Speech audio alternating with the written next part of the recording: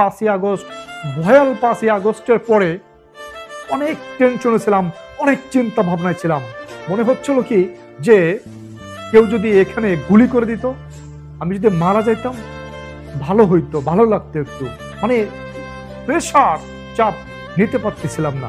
মানে অনেক কষ্ট হচ্ছিল যে সারা বাংলাদেশে আওয়ামী লীগের নাম নিশানা হয়তোবা এই রাজাকারের দল বা এই সন্ত্রাসের দল হয়তোবা এই আওয়ামী লীগের নাম নিশানা বা নাম গন্ধ কোথায় রাখবে না। কারণ যেভাবে তারা ধ্বংসলীলা চালিয়েছিল সারা বাংলাদেশ ব্যাপী, যেভাবে তারা ধ্বংসলীলা চালাচ্ছিল সারা বাংলাদেশ ব্যাপী, জ্বালাও পোড়াও যেভাবে শুরু করেছিল আওয়ামী লীগের নেতা নেত্রী থেকে শুরু করে আওয়ামী লীগের স্থাপনা, বিভিন্ন স্থাপনা, সেই মেট্রো রেল থেকে শুরু করে যত স্থাপনা আছে বাংলাদেশের মেসাকার অবস্থা তৈরি করে দিচ্ছিল বা মেসাকার অবস্থায় বাংলাদেশ ছিল।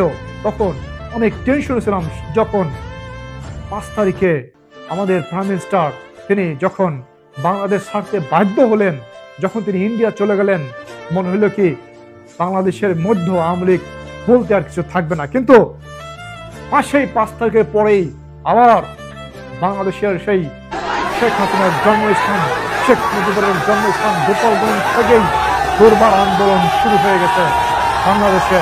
আপনারা জানেন সেই গোপালগঞ্জের সূত্র ধরে ইতিমধ্যে বিভিন্ন ডিস্ট্রিক্টে, বাংলাদেশের বিভিন্ন ডিস্ট্রিক্টে আবার জাগ্রত হচ্ছে আমাদের সেই প্রাণপ্রিয় সংগঠনের নেতা নেত্রীরা, প্রাণপ্রিয় সংগঠনের অনুসারীরা, বাংলাদেশ আওয়ামী লীগের অনুসারীরা। বন্ধুরা, গোপালগঞ্জ দুর্বার আন্দোলন হচ্ছে। গোপালগঞ্জের মানুষ প্রতিজ্ঞা করেছে, গোপালগঞ্জের মানুষ শপথ করেছে শেখ হাসিনাকে আমরা দেশে ফিরিয়ে আনবো, অতি শীঘ্রই শেখ হাসিনাকে দেশে ফিরিয়ে আনবো। আজকে 10 তারিখে একটা ঘটনা ঘটে গেছে।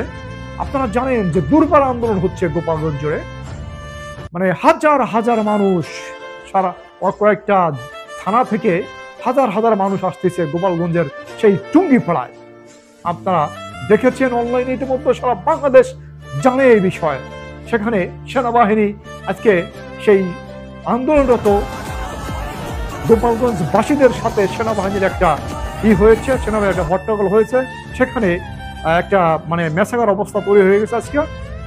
আমি গোপালগঞ্জের সবাইকে বলবো যে আপনারা আন্দোলন একটু শান্তিপূর্ণ ভাবে করার জন্য চেষ্টা করেন। কারণ কি আমরা কেবল আন্দোলন শুরু করেছি, আমাদের আন্দোলন দেখেই ইনশাল্লাহ আমরা আশা করি সারা বাংলাদেশের 64 জেলায় প্রতিটা কন্যারে কন্যারে, প্রতিটা কোনায় কোনায় শুরু হয়ে যাবে দুর্বার আন্দোলন।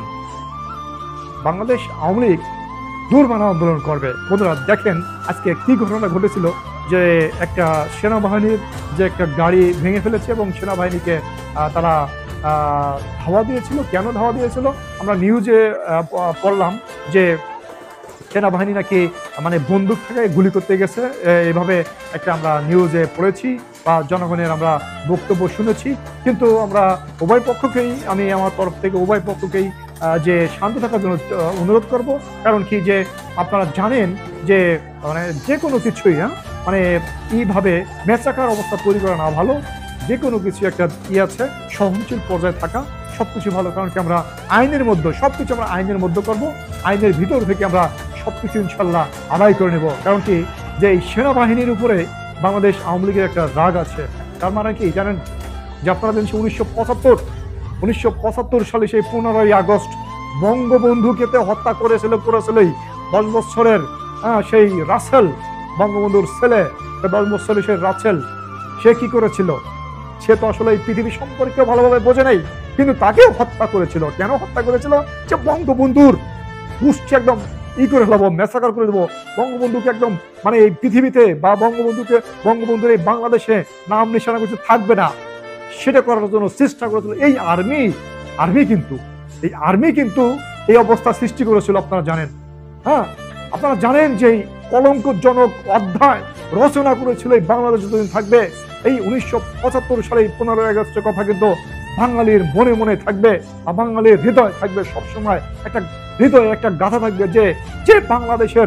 যে বাংলাদেশকে সৃষ্টি করেছিল, যে বীর বাংলাদেশ নামের সৃষ্টি করেছিল, বাঙালিদের ভাষার যে সৃষ্টি করেছিল, মানে বাঙালিদের অধিকারের জন্য যে 14 বছর যার জীবনের যৌবনকাল 14 বছর জেলে কাটিয়েছিল, এই পাকিস্তানের কারাগারে কাটিয়েছিল, সেই বাঙালিকে এই বাংলাদেশের কিছু সেনাবাহিনী, তৎকালীন সেনাবাহিনী থাক, তার পরিবারের যত সদস্য আছে, হ্যাঁ, মহিলা থেকে শুরু করে তার ছেলে পেলে যারাই আছে, 10 বছরের রাসেল, তাকেও মেরে তারা হত্যা করেছে। মানে সব শেষ করে দেবো এইভাবে।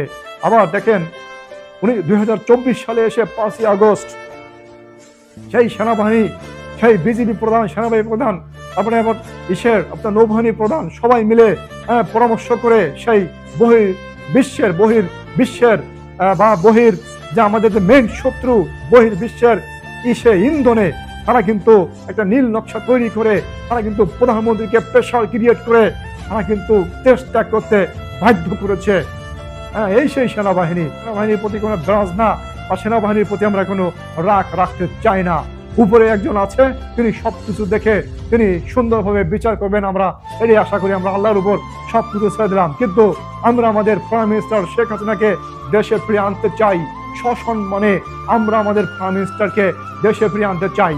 আমরা সরকারকে বলবো, যে রানিং সরকারকে বলবো, যে নতুন যে সরকার গঠিত হইল গত 8ই আগস্টে, সেই সরকারকে বলবো আমাদের প্রাইম মিনিস্টারকে আনার জন্য যতগুলো ব্যবস্থা আপনারা করে দেন, আপনারা প্রশাসন দিয়ে বা সেভাবে সিস্টেম করে আপনারা আমাদের প্রাইম মিনিস্টারকে আনার মতো, সুন্দরভাবে আনার মতো ব্যবস্থা করে দেন। আওয়ামী লীগ হচ্ছে সবচেয়ে বড় দল এবং সবচেয়ে পুরাতন দল। এই দলকে আপনারা বাহিরে রেখে বা এই দলকে আপনারা বাদ দিয়ে কোনোভাবে বাংলাদেশে গণতন্ত্র চর্চা করতে পারেন না, কোনোভাবেই না। সেটা কোনোভাবেই আমাদের কাম্য নয়। কিন্তু যদি এইভাবে করতে চান, তাহলে হয়তোবা খুব শীঘ্রই জনগণের একটা বিস্ফোরণ আপনারা দেখতে পাবেন সারা বাংলাদেশ ব্যাপী। এটা আমি আমার কথা বলি, যারা বঙ্গবন্ধুর সৈনিক, যারা বঙ্গবন্ধুকে ভালোবাসে, তারা জীবন দিতে দ্বিধাবোধ করেন। আপনি কতজনের জীবন নেবেন? কত হাজার মানুষের জীবন নেবেন? পারবেন না। বেশি হাজার মানুষের জীবন নিতে পারবেন না আপনি। হ্যাঁ, আপনি ফান্দে পড়ে যাবেন। ঠিক আছে, বঙ্গবন্ধু সৈনিক যারা, আমি দেখেন 2014 সালে বাহিরে এসেছি, আমি বাহিরে থাকি, আমি 2014 সালে আমি বাহিরে এসেছি। কিন্তু আমি বাহিরে এসে যখন আমি বঙ্গবন্ধুর সব হিস্টোরি রিসার্চ করেছি, সব হিস্টোরি জেনেছি, তখন থেকে আমি বুঝতে শিখেছি যে বঙ্গবন্ধু একজন কি ছিল, বঙ্গবন্ধু একজন কেমন ব্যক্তি ছিল। বঙ্গবন্ধুর সম্পর্কে জেনেছি, বঙ্গবন্ধুর সম্পর্কে পড়েছি, শেখ হাসিনা সম্পর্কে জেনেছি, শেখ হাসিনা সম্পর্কে অনেক কিছু ধারণা নিয়েছি বিভিন্ন জায়গা থেকে, অনলাইন থেকে, বিভিন্ন মিডিয়া থেকে শেখ হাসিনা সম্পর্কে অনেক কিছু জেনেছি। তারপরে আমি সেই আওয়ামী লীগ, সেই প্রাণের স্পন্দন আওয়ামী লীগের দিকে আমি একদম গেঁথে গিয়েছি। আমি কিন্তু রাজনীতির সম্পূর্ণ রাজনীতির বাহিরে, তারপরে কিন্তু আমি রাজনীতি এখন কেমন যেন আমার রাজনীতি একটা ট্যাবলেটের মতো হয়ে গেছে, কিছুর মতো, নিত্য প্রয়োজনীয় জিনিসের মতো হয়ে গেছে। আমার অন্য কোনো কিছু চিন্তা করার আগে আমার দেখতে হয় যে আমাদের আওয়ামী লীগ সরকারের বা আমাদের আওয়ামী লীগ সংগঠনের কি অবস্থা।